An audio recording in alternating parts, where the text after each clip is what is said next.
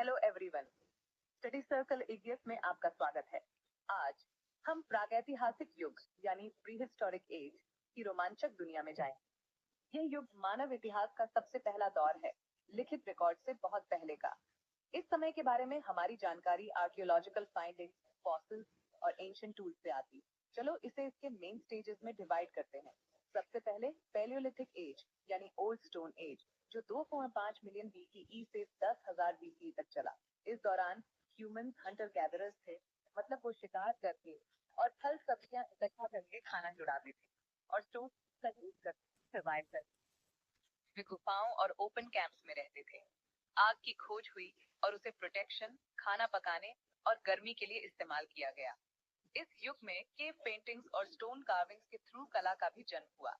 अब हम Mesolithic as यानी मिडिल स्टोन एज में आते हैं, 10,000 बीसीई से 8,000 बीसीई तक। यह हंटिंग, गैदरिंग और फार्मिंग के बीच का ट्रांजिशन फेज था। इस समय में इंसानों ने जानवरों को पालतू बनाना शुरू किया। उन्होंने माइक्रोलिथिक यानी छोटे रिफाइंड स्टोन टूल्स भी डेवलप किए। फिर हम नियोलिथिक एज यानी न्यू स्टोन एज में एंटर करते हैं, 8,000 बीसीई से 3,000 बीसीई। इस पीरियड में ह्यूमंस ने एग्रीकल्चर सीखा और परमानेंट विलेजेस में बसना शुरू कर दिया। पॉटरी और वीविंग इंट्रोड्यूस हुए, जो ह्यूमन कल्चर में सिग्निफिकेंट एडवांसमेंट्स थे। अर्ली रिलीजियस और कल्चरल प्रैक्टिसेस भी इमर्ज होने लगी।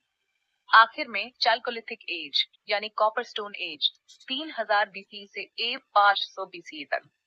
इस युग में स्टोन और मेटल, खासकर कॉपर टूल्स, दोनों का यूज हुआ।